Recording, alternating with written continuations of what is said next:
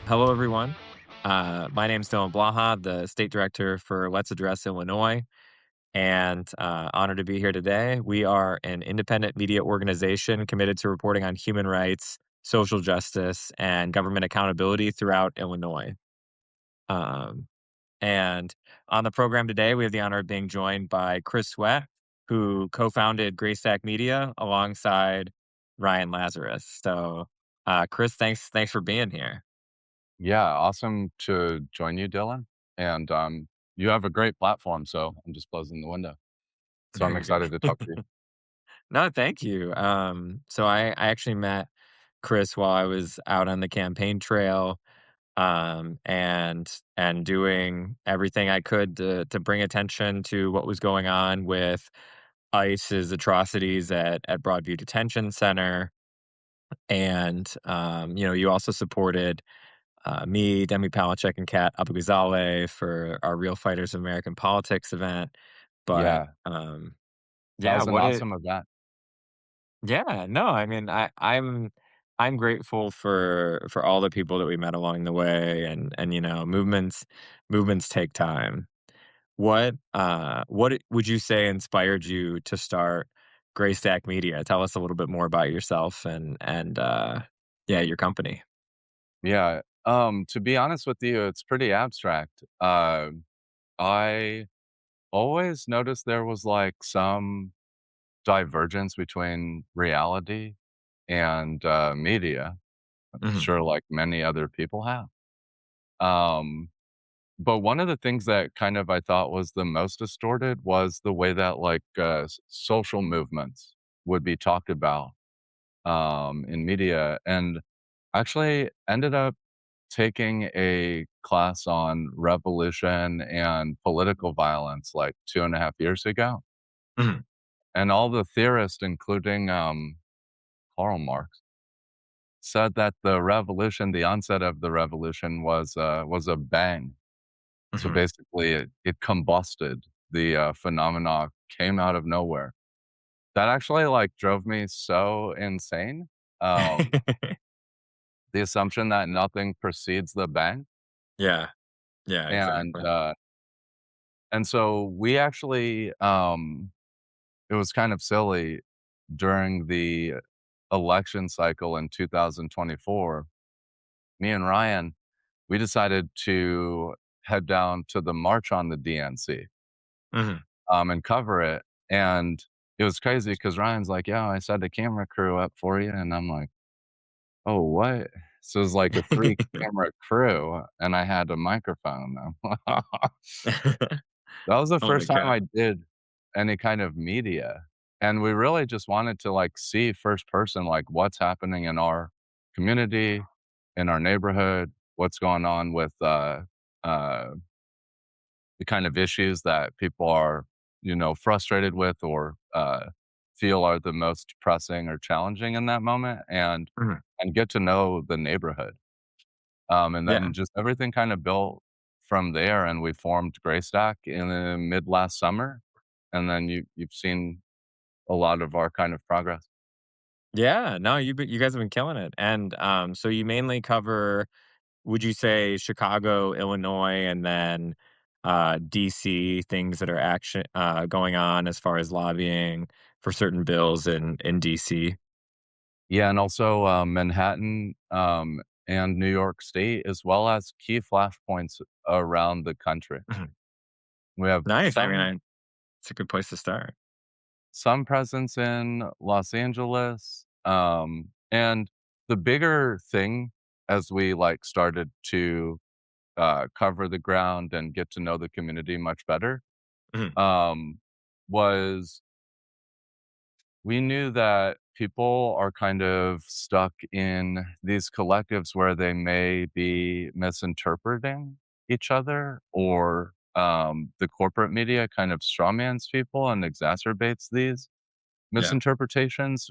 We thought if we could cover social and political dynamics in real time without doing a whole bunch of like framing or outrage style commentary, we could reduce the what they would call like entropy or basically like degradation in the information environment, and this would Yeah. make it easier for people to collaborate or give opportunity structures for people to maybe solve a problem or talk to constituencies that they may not have realized were aligned. And so those were some of the kind of like ideal things that we thought about when we were setting out on this mission to build GrayStak.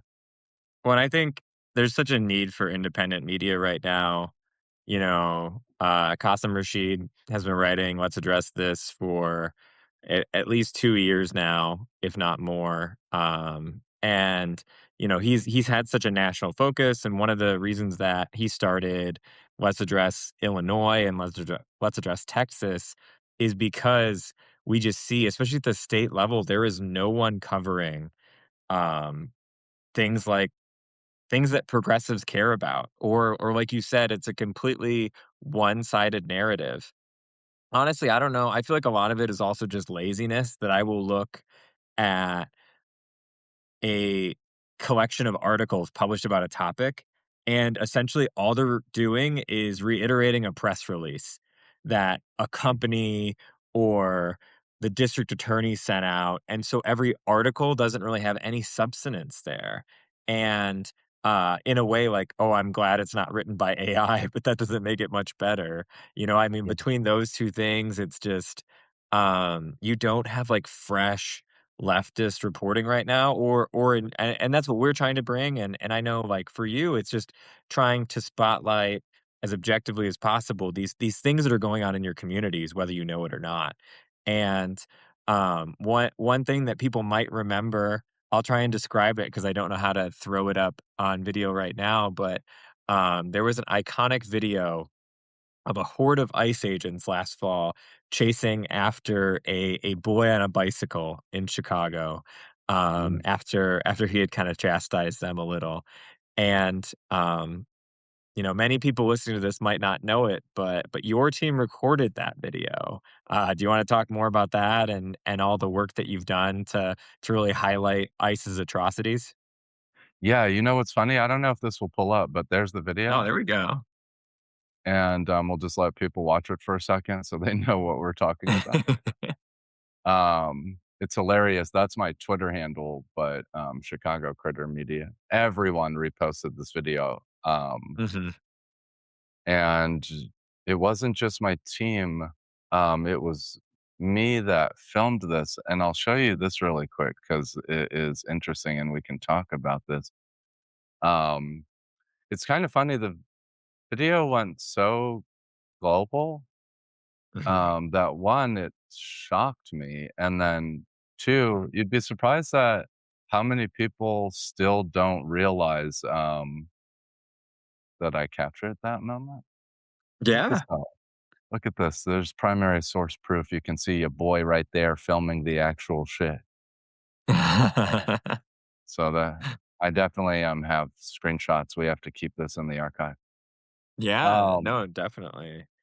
Um, and but and and these are uh, moments of fascism that would not be covered otherwise, without people like oh, you on the ground. absolutely. In fact, the event was considered so extreme that the corporate media wouldn't take the risk to be there. So besides that stringer that was behind me, Mhm. that was the only media presence at Dearborn and Wacker when this occurred. Yeah. Obviously, he let another reporter get in his shot. I would never do that. That's why you saw my shot. But Yeah. what I how that ended up happening is, there were so many things coming up to that moment, as we all know, and there's a Mhm. lot of things going on at Broadview and so forth. But uh, I got a text message that ICE was at Millennium Park by a trusted community member. I was sitting right here. Mhm. So I didn't even think. I just put my backpack on. I hadn't even been ready for the day. And I got out to the DuSable Bridge, which is Michigan Avenue, just before Wacker. That's when I first encountered ICE. Mhm. And it was actually really a shocking experience. It took me like 3 or 5 minutes to get through the initial shock because Mhm. they were about 75 deep. they didn't have any crowd control capability. They were also doing an arrest when I got there. So, and again, this started basically in my neighborhood, and so that even layered on top of it, it felt Mhm. like I was covering a state-backed armed group. This is, pretty much how Human Rights Watch would come to Yeah. categorize that type of behavior, not a law enforcement agency. Says whatever critiques people have for law enforcement, this unit doesn't perform like most law enforcement agencies of today, okay? Yeah. So it seemed to roll back a precedent that we thought we got away from, and I basically covered them for 2 hours through the, uh basically through the Mag Mile, the Loop, into River North, and it was odd. It And was the no one oddest else thing I've ever did. experienced. Yeah. Ashley Resin got there later from the Chicago Sun-Times, and there Mhm. might have been a few other stringers that got Okay. there, That but GrayStak was the only entity pushing down on the platform in real time. No, that's good. That's amazing. I think, I was arrested at the US Capitol for protesting with a bunch of anti-war veterans a couple weeks ago. There was about 70 of us that ended up getting arrested, over 150 in the demonstration. Demi Palachek was another one who was arrested there that day for exercising our First Amendment right to protest in the US Capitol Rotunda. And it's just crazy how it took so long for that to get out because no one was really, uh, filming that day. There were Yeah, there were a decent amount. I would say Reuters, Fox News. There were a lot of people that had camera crews there, but still, whatever they recorded, they were really afraid to actually put on air. MS Now yeah, had about a 3-second clip. It was actually when Demi got arrested and pulled off the Capitol floor. But, wow, it's so embarrassing that even when they are there in person, they still don't really wanna show what's going on, yeah, because a lot of them are afraid of what the FCC will do. It's just there's so many reasons why it's time for corporate media to take a back seat because they're not actually covering anything of substance. But I no, agree. so how would you say now, with ICE has completely changed their tactics. They're going around in plain clothes, but they're making up fake appointments at courthouses and doing whatever they can to take people still with administrative warrants, not judicial warrants. These aren't real arrests, and almost none of the people they take have committed violent crimes. How do you think you plan to cover everything that ICE is doing into the summer as they escalate, but with these new tactics? Yeah, we try to evolve, with their tactics within ethical and legal Mhm, constraints. Um, we, uh had a pulse on the ICE presence at airports around the country mhm, and, interviewed, and spoke with different labor leaders from TSA and listened to policymakers and, even some of the different folks at the mayor's office in Chicago. Um, so we had pretty good knowledge on how things were developing. That's what we try to do is try to stay nimble and, mhm. listen to the community because, the local communities have the best information on how things are shifting. I have no way to predict what the pattern of behavior from ICE might look like over the summer, if it'll still be, sporadic and they're gonna continue to kind of reduce our ability to identify them in public. Yeah. Um, but the public, the resistance, has been very effective at, evolving and kind of being the leading edge in the community on what's happening, you Mhm. know, community organizers, activists, some of the more engaged politicians, support organizations that do anything around immigration support or immigration rights. So we listen and kind of like try to make sure that we don't overinterpret or compromise the safety of vulnerable community Population. members.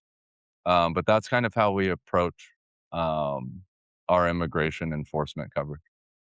Okay, no, that's amazing. Thank you for all you do and spotlighting everything. Yeah, I know when we found out ICE would be at airports, that was a very scary day. And I mean, unfortunately, I mean, a lot of them are still there. They've just again changed their tactics.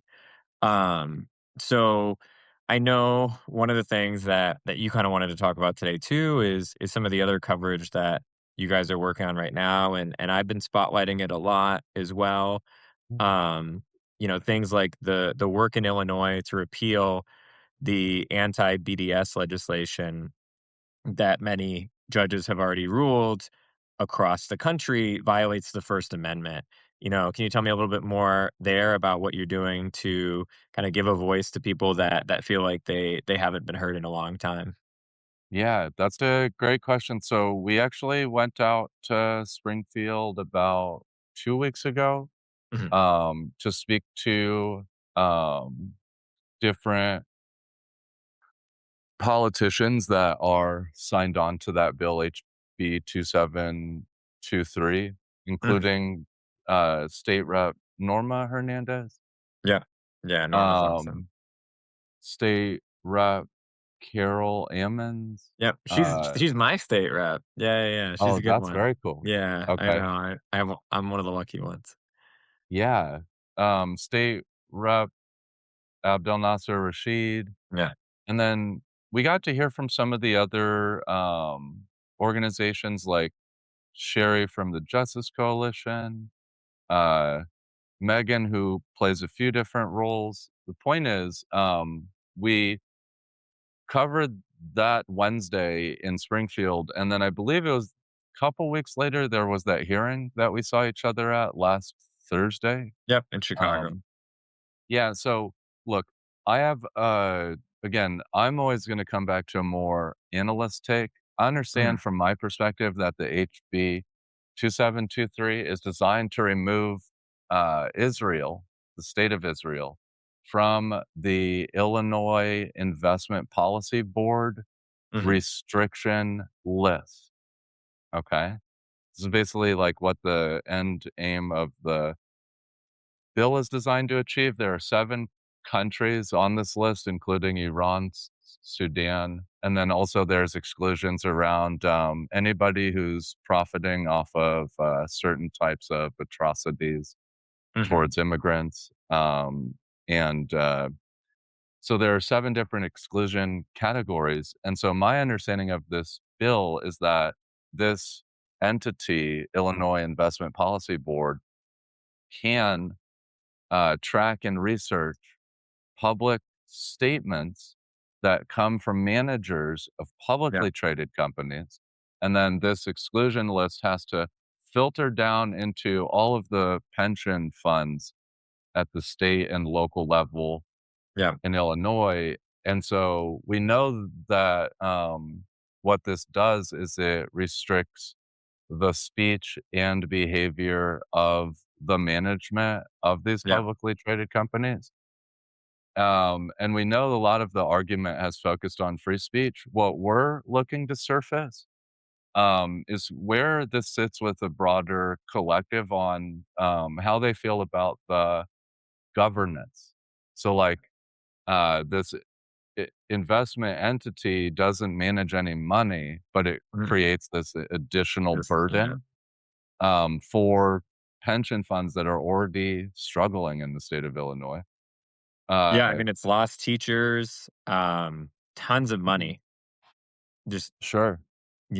working class people across the state have lost millions of dollars. I think, by one estimate I saw, it was $130 million, by forcing every pension fund to invest in the state of Israel. And I think that's one important thing to highlight is that, Illinois has Well, restrictions. uh, not forcing them to make an investment, but Yeah. preventing the management of a publicly traded company from boycotting Israel Yes. without Yeah. downside consequences that affect, a number of asset classes, Yeah. including, equities, bonds, etcetera. And the blacklist does include some big names, companies like Unilever, who owns Ben and Jerry's. And this occurred because Ben and Jerry's said that they would not sell their product in the occupied West Bank. They still were selling it in Jerusalem, but just not in the occupied territories in the West Bank. And that made Unilever make the boycott list. Also, Air Canada is another one that is on the state of Illinois' blacklist. I think there's over 120, 130 businesses that are on there.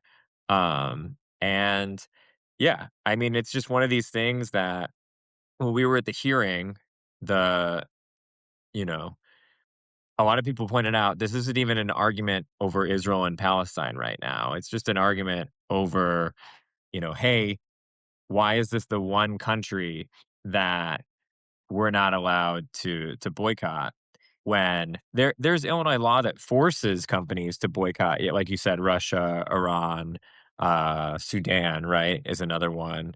But yeah, this is the only country that companies are not allowed to boycott. And Illinois was the first country to pass an anti BDS law in 2015 when we had a Republican governor.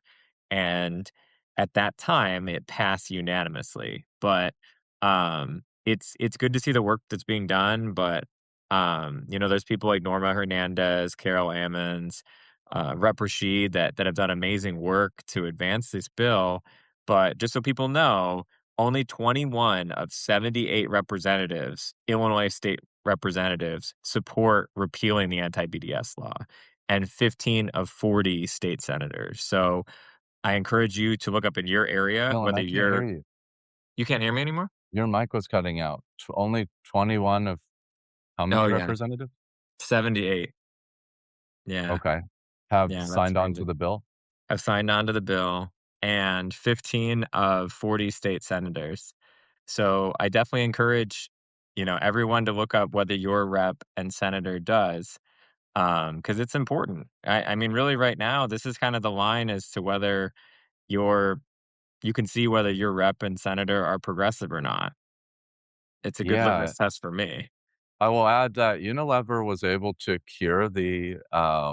be cure the, notices that were sent out to put them on the restricted list.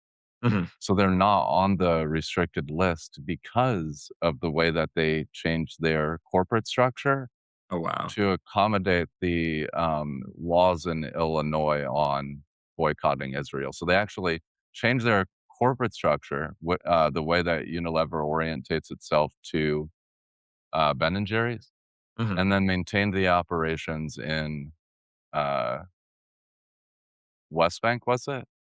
mhm. And this, kept them from actually having to, go through the divestment process or whatever the Oh. situation was, but it does affect market perceptions because, once the notification is sent out, the market becomes aware of this. You have hedge Mhm, funds and asset managers that are beyond pension funds that can make trades on seconds or hours or months. They don't have to go through the complexity that a pension fund does. So it definitely affects market behavior. And this is also, I think, one of the issues is that the state of Illinois, is able to affect, multinational corporate behavior because of the credibility that it has in the global capital yeah. market space and based off of a political position, not, you know, Mhm. It's like almost like it's the policy is set to line up with an ideology, but not necessarily like the best interest of pensioners. Yeah. No, thank you. Well said. Yeah. So I guess just switching gears for a moment, many people might not know this about you, but in back in 2024, you ran for Congress as a member of the Forward Party. This was in Colorado. What district was this? Colorado's 5th congressional district? Fifth. Yeah, yeah, that's what I thought. Yeah. So, I mean, I personally identify as a socialist. And, a lot of that really centers on, not just my view of defending human rights and equality around the world, but also on, fighting back against billionaires and corporate interests that have just led to the state of America that we have now. But I find it interesting that the Forward Party considers itself centrist, but also was mainly focused on kind of these populist reformist ideals. um, all that to say, what do you think of the state of American politics right now? Yeah, that's a great question. Which by the way, okay, so if I went back to school to study politics in 2021, in Mhm. 2024, there were a couple things that I wanted to firm up, but I also wanted to see if I could get on the ballot in my hometown. Took me Yeah. 45 days to get on the ballot, so if you guys need any political advice, call me. How But the many full signatures did you need? 0, because I'm a very savvy political operator, and I think people are starting to realize that. So that's what that was me testing my knowledge of our political system, which actually Mhm, helped me understand more of the mhm. internal function of the party politics. Yeah. And I graduate school a year after. So I got on the ballot in my hometown of Colorado Springs, which I haven't lived in probably in like 17 years, even though I stayed in Colorado for another 11 years after that. I lived in Denver and Boulder. I Mhm. still have a family home in the district. Um, and so I was eligible because I didn't even become an Illinois resident until later. But my point is, um, the Forward Party had just established itself as a minority party in Colorado. So I was the first person to run as a federal congressional candidate in their whole like little party apparatus. No, that's awesome. But it wasn't a serious run. Yeah. What it but it did allow me to kind of like firm up my adjacency and kind of critical nature Mhm. of national security and foreign policy because my hometown of Colorado Springs houses some of the Fort most Carson. significant military installments in the nation, as well as 350 defense contractors, which is literally the highest concentration in the country. And I think it emboldened me to move from the coffee table talk to the civic engagement and being more active. And again, I did that just before we started to do media and kind of be more engaged in the community. Mhm. No, that's And so awesome.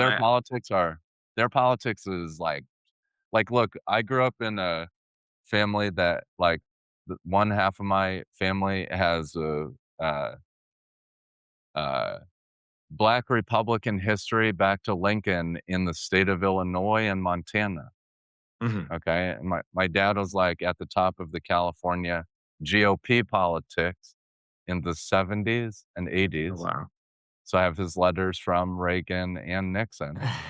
But you see, so when people go to the party politics or the political identities, me personally, I have a hard time identifying with that. Because one, what was my dad born in Jim Crow America in Michigan in 1939 doing in Mill Valley, Yeah. crossed the Golden Gate Bridge from San Francisco at the top of the California GOP apparatus. He was also an elector. Mhm. What was his politics? He passed away when I was young, and his political career ended before I was born in San Jose, California. but he did make me canvas for Bob Dole in Santa Clara when I was, like, 6 years old. No, I wow. but what was his politics? And Yeah.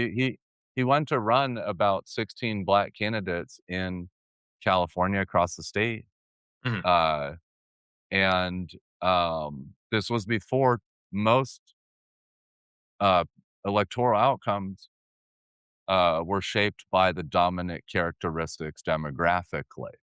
mhm, So, for example, people just forget this, but, like, is Illinois majority black? No, but they elected a black US senator, right? Barack Obama. Is the United States majority black? No, but they elected a black president. Is, some of the politicians' districts majority their ethnic composition? Not as much these days. But when yeah, my dad was, doing his work, you had to be in a majority district that matched your ethnic identity. So mhm, the boxes were tighter in politics, for most of our history until more recently. There are still some implied, boundaries, mhm, but I never defined myself as, like, a GOP or a conservative or a Democrat or the Forward Party but I yeah, agree with you. I definitely think like, elements of social justice are important. Um, there are definitely, like, some of the ways that capitalism functions is destructive, and we have a lot of validity in that knowledge. Um, and I like to contribute to the public good when and where it's possible beyond any type of, like, party identification.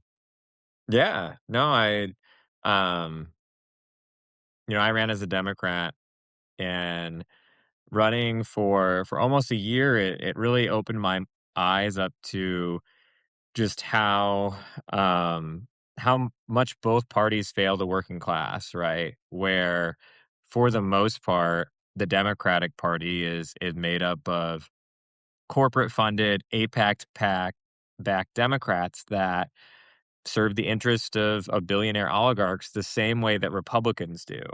The main difference being that Republicans attack human rights and civil rights and have transitioned to a fully fascist party, whereas the Democrats defend the status quo and they try and give some incremental gains along the way, but ultimately we don't have enough real change right now, and that's what people have needed for a very long time.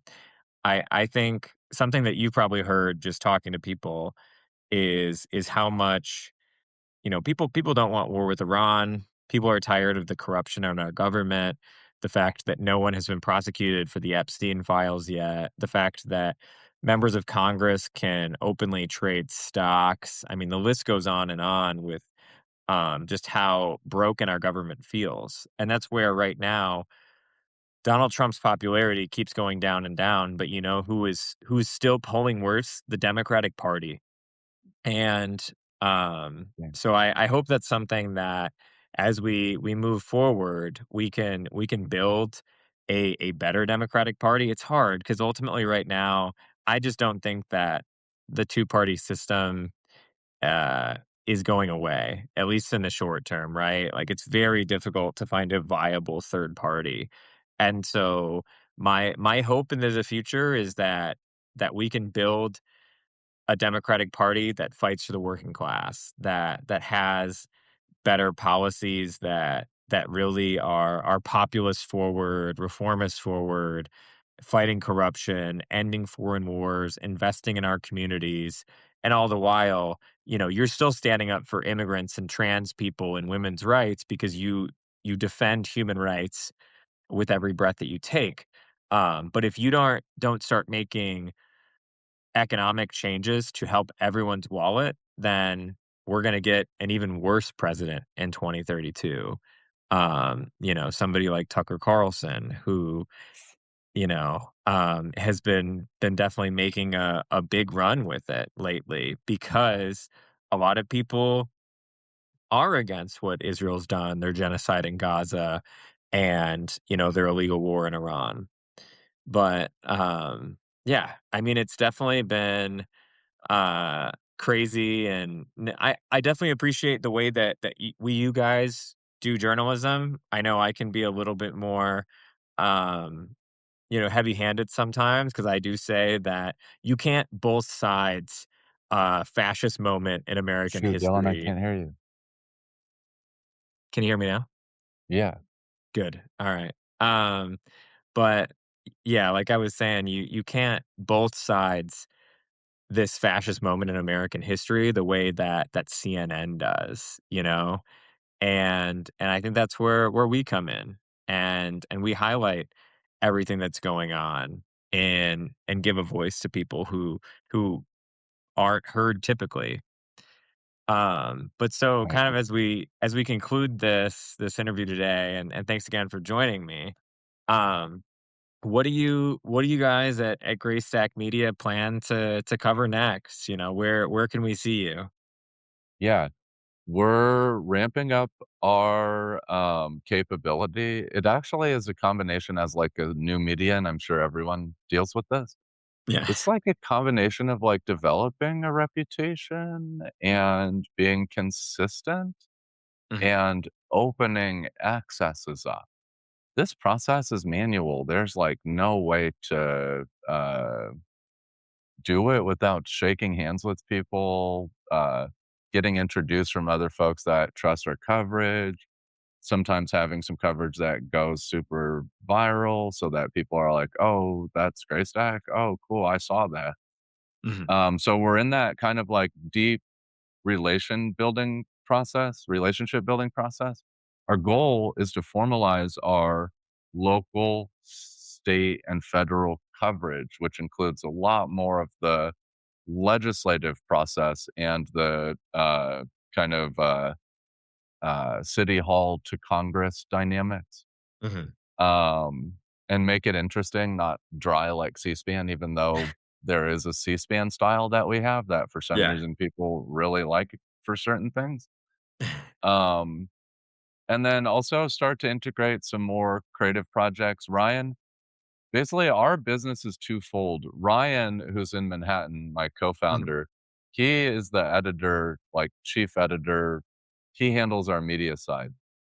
The other side of our business is a more technical, analytical product, which is basically called the Domestic Political Volatility Index. Mhm. That is where I sit. That is the main element that I'm bringing into GrayStak is this like technical, analytical element. So Ryan has a lot of different kinds of creative projects, and we want to do some like more experimental coverage, even using like more analog technology. Oh, wow. Yeah. So hopefully, people will keep tuning in and see those kinds of improvements that we make over time. Trying to again make politics nuanced, interesting, and more direct with the people who are on the ground fighting the fight. Yeah, no, thank you. And I can't wait to follow you more and hear more about everything. Once again, Chris Sweat, where can we find you? Where can people support you in this time where we need independent media more than ever? I think the best place, everything is at Christopher-Sweat.com or GrayStak.com. Those are the best places to find what we're working on these days. And thanks for hosting this, Dylan. It's a pleasure to sit down with you. Yeah, no, thank you for being here. I mean, we're an independent media organization too, and we have a model where we have decided that everything is free and it always will be. But so no paywalls, but with that, we do rely on donations to keep our work going. So definitely just ask anyone who's listening today to please subscribe for free. And if you can, throw us either $6 a month or $50 a year. We would greatly appreciate it. That's how that will keep this train moving. But, Chris, thanks for being here. This has been Let's Address Illinois. And thank you, everyone, for tuning in today. Awesome. Thank you, Dylan. Yeah. Thanks, Chris.